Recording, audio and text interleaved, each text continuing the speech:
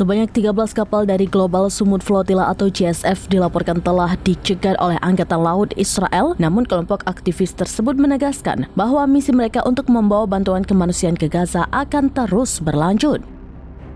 Menurut laporan dari sumber Global Smooth Flotilla Tracker, pencegatan 13 kapal GSF tersebut telah dikonfirmasi. Juru bicara GSF, Saif Abu Keshek, dalam pembaruan misi melalui Instagram yang juga dilaporkan Al Jazeera, menyebutkan bahwa di antara para penumpang terdapat lebih dari 201 orang dari 37 negara, termasuk 50 peserta dari Spanyol, 22 dari Italia, 21 dari Turki, dan 12 dari Malaysia.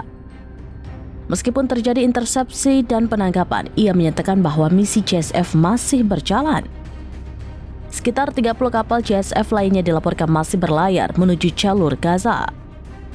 Al Jazeera melaporkan bahwa kelompok tersebut menyatakan 30 kapal itu kini berada sekitar 85 km atau 46 mil laut dari pantai Gaza setelah berhasil menghindari pasukan Angkatan Laut Israel meskipun terjadi agresi yang tiada henti.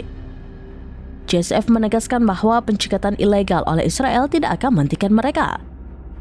Kapal-kapal Global Smooth Flotilla yang tersisa bertekad untuk memecahkan blokade dan membuka koridor kemanusiaan untuk mengirimkan bantuan bagi warga Palestina yang kelaparan di wilayah yang diblokade oleh Israel tersebut dengan harapan tiba di pagi hari.